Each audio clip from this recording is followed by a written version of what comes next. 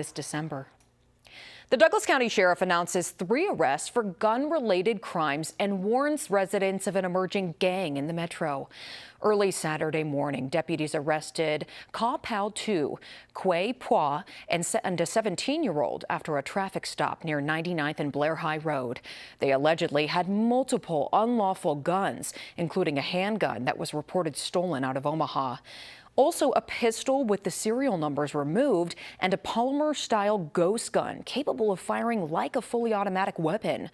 The teenager who was arrested is suspected as being a member of the K-Fam gang.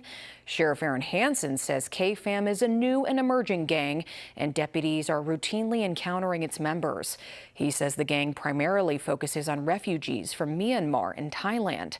He adds that any member of the refugee community in Douglas County who is concerned about their children being coerced into gang activity should contact the sheriff's office's refugee liaison.